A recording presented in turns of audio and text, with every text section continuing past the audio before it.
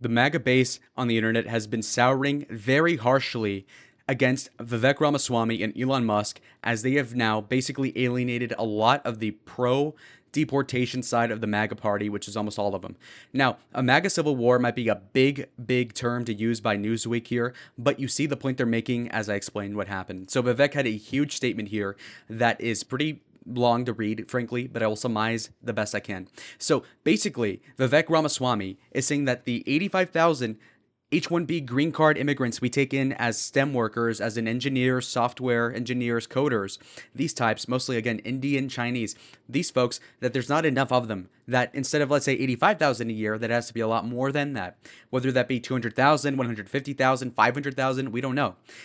India has a population of upwards of a billion people. So there ought to be millions of engineers. Does Vivek want half of those millions of engineers? We don't know yet. But the vague idea is here. And I mean, he's been torn apart about this. So there's been 28.4 million views on his post, and there's been thousands upon thousands of negative comments. But then also, this also affects Elon Musk as well. So Elon Musk is backing up Vivek on this, and as you know, they're both co-authoring basically the agenda for getting rid of the administrative state in a major way in all of his excesses. Again, they're wanting to cut $1 trillion out of the deficit via a lot of different methods, and one of these things that have really set off people the wrong way has been this immigration thing, because they're both doubling down.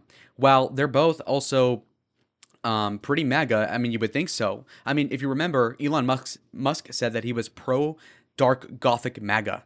And he's still getting torn apart because they're defending a narrative, and I'll explain it, where culture is bad in America, that we are in a malaise, that people that are Native Americans are lazy, basically, and that they are watching too much 90s sitcoms, and that people like immigrants are more likely to be better workers because they work harder and they study more. And that, in fact, we should stop venerating prom queens and jocks over nerds and math Olympiads, which is kind of evoking a kind of a thought of, well, were you bullied in high school? I mean, it's an interesting dynamic here because Vivek, again, articulate, smart.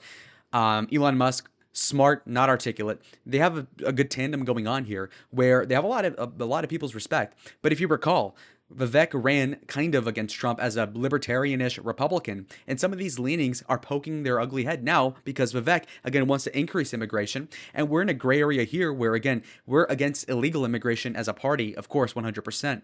But when it comes to legal immigration, that's where you get into a tricky situation.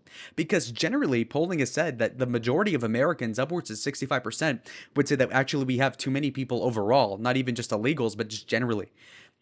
With that being said, what about engineers though? Because it's one thing to take illegal immigrants from Guatemala, but what if you have a chemistry professor in India that wants to come over here? That's where the tricky part comes in. Now, to get to the heart of the issue and why Vivek Ramaswamy really pissed everybody off in the right wing, it's because he said, I hope our culture fully wakes up, a culture that once again prioritizes achievement over normalcy, excellence over mediocrity, nerdiness over conformity, hard work over laziness. Now, if you read it a certain way, it's definitely condescending. And it's interesting because if you remember the infamous clip of Ann Coulter saying that she would actually vote for Vivek Ramaswamy, but he's Indian, kind of gets to the heart of the issue here, where Vivek sees himself as another. And a lot of people that are, again, 90% of Republicans are white almost. So, of course, it's basically the white majority nativist section of Republicans. And then Vivek, who, again, is a smart guy, people like him. But then it comes to the awkward moment where, again, he has all these fresh ideas. But when you have a lot of new ideas, some people are going to get pissed off at some of them. I mean, it's a conservative movement for a reason. You're going to come in with all these new ideas. I mean, it kind of runs as an oxymoron there. But anyway, let's just even break this down bar for bar. So hopefully the culture fully wakes up. So first of all, if you're a defender of the culture as it is now, you're pissed off already.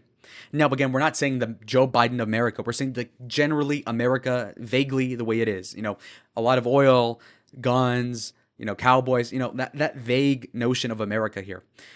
So he's asking for that culture to wake up. So again, condescending there. Culture that once again prioritizes achievement over normalcy. So again, to the majority of Americans, Vivek would be implying from one point of view that he sees you guys as going for normalcy over achievement. He's also saying that excellence over mediocrity. So again, mediocre. Well, who's mediocre? The plebeians, the majority, the populist mass. Okay, nerdiness over conformity. So again, this is very much a aggrandizing statement to say like Vivek's a nerd. Vivek probably got shoved into a locker in high school. So let's exalt the math Olympiad, the nerd, the valedictorian over conformity, hard work over laziness. So again, you Americans that are being outcompeted for STEM jobs due to Indians, pun not intended, you're not working hard. So let's put in hard work over laziness. So again, you college graduate American STEM majors, this is the implication, are too lazy and, move aside as we have Pashtun to take your job at Google. And see, that's what pisses people off, the middle Americans. Now, I'm in the enlightened centrist position where I'm not entirely white, obviously. I'm a Mexican. So I'm also kind of like derived from immigrants, but I'm not Indian like Vivek. So Vivek's trying to like shout out at his own people saying like, hey, we need more Indian engineers implicitly. So, I mean, I just get the entire point of view where I'm not as pissed off as the white Americans or Native Americans, black Americans, but I'm also not Indian. And so let's see what else we have. Now, when I tell you there's a civil war in the Republican Party and that this really drove people crazy on all sides, I'm not lying. Okay, I don't lie because look at this. Nikki Haley, of all people, yeah, I'm not kidding. Nikki Haley is blasting Vivek Ramaswamy from the right on this issue. Nikki says, there is nothing wrong with American workers or American culture. All you have to do is look at the border and see how many want what we have. We should be investing and prioritizing in Americans, not foreign workers. Wow. Again, Nikki Haley, who was attacked constantly by Vivek, and I love seeing it, over being a warmonger, too centrist, too much of a acquiescent person to the liberals. But then we'll see here that she actually is more conservative than Vivek Ramaswamy when it comes to this one issue. Now, again, you could say, oh, she's just cynically trying to pander to the Trump people, and probably that's right. But still hilarious to read this because, again, Vivek is supposed to be the renegade, but yet he seems to be doing the bidding here of CEOs. Now, Vivek is a billionaire, former pharmaceutical CEO, much to the chagrin of a lot of people, because, of course, look at what happened to the United Healthcare guy. But I mean, still, I mean, I thought he was pretty impressive in the pharmaceutical industry to make that much money. But it also gives you a sense of frame of sense as to, well, actually, maybe you're looking at it from the point of view of a CEO saying, well, I want to not hire Americans and instead pay people 80 cents on the dollar from India so that I don't have to spend that extra $20 million as the Google CEO on salaries for American workers. That's the sort of mentality that might be plaguing his mind. And again, his buddy Elon is again an even bigger billionaire. And so, of course, this all kind of lines up together when you think about it. So, folks, a lot of times differences in ideas comes from a difference in perspective. Elon Musk, again, billionaire CEO, says it comes down to this. Do you want America to win or do you want America to lose? If you force the world's best talent to play for the other side, America will lose. End of story. So he's basically saying if you can't beat him, you join him or something like that. And I mean, this mentality is interesting. So he sees it as, well, America, we can draft certain people from other places. If not, they're going to go to China, which is erroneous for a couple different reasons. First and foremost, our biggest competitor and the only country that's even close to us, really, is going to be China. Well, China isn't really taking in immigrants, aren't they? They're not. Of course not. Number two, India is the biggest source for immigrants that would be H-1B STEM workers and high-end engineers to America. India, if you didn't know, hates the absolute hell out of China. Just Google it.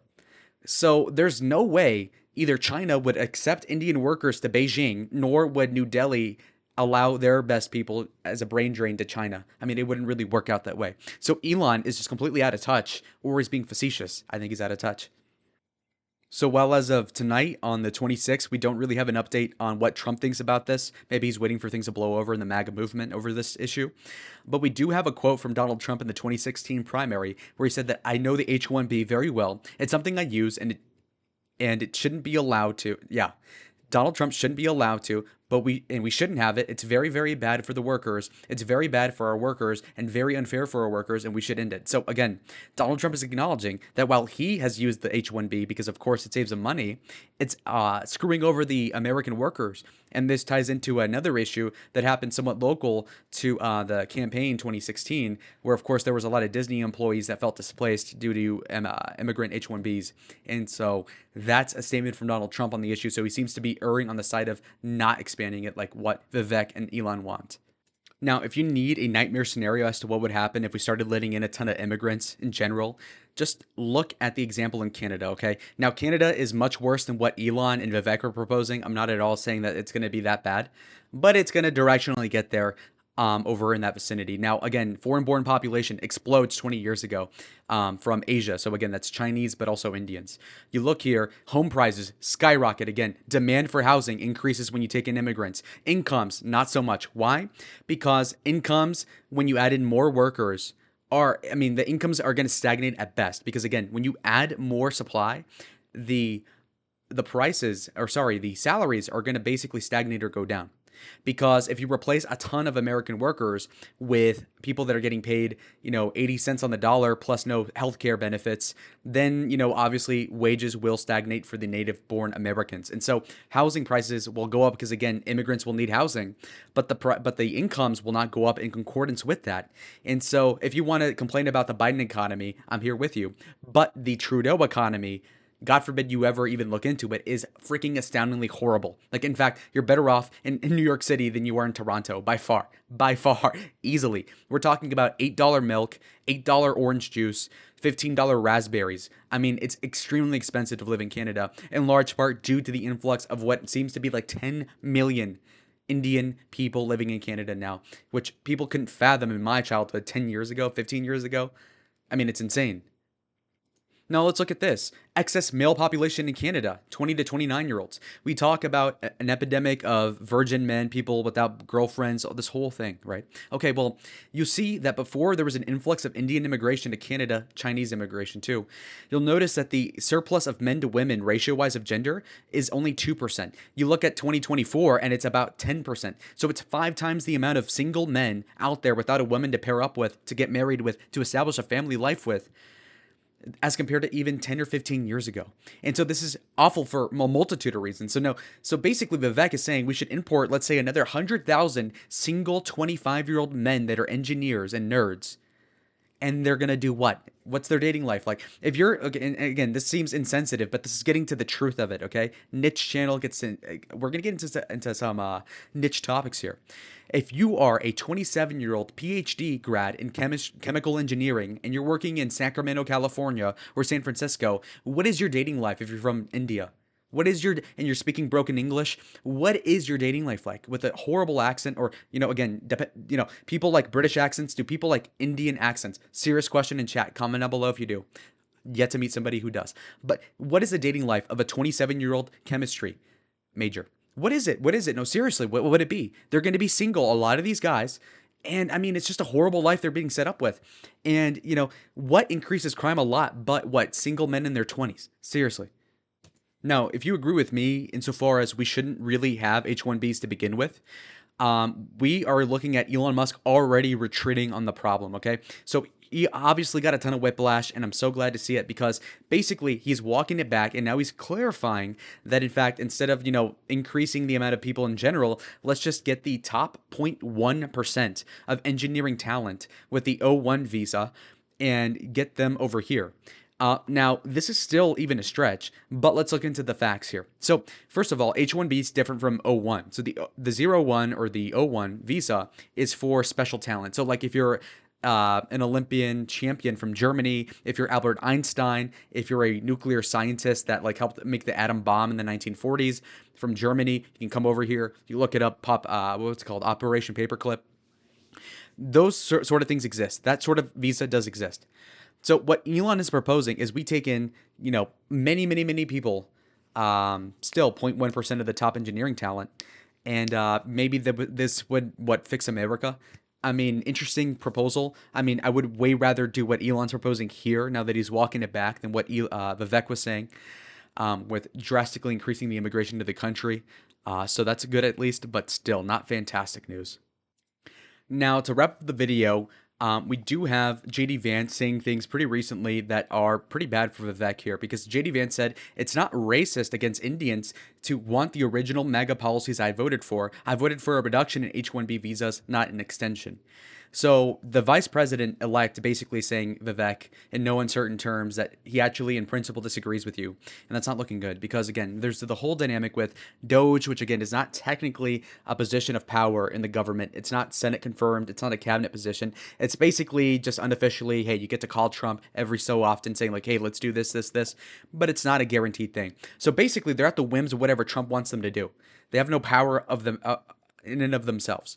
And so when they're losing the public media front, when they're on Twitter, again, Elon literally bought it, but he's still getting ratioed or whatever on Twitter, of all places, X.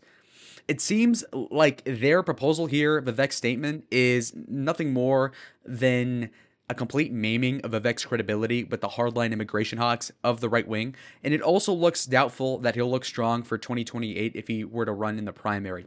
So this is decent news for people that are hard on immigration like I am, because of course we need less people in general.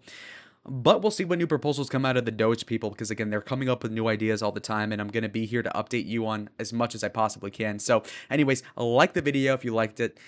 Of course, comment down below if you have any sort of criticism, any sort of question. I'll be right there.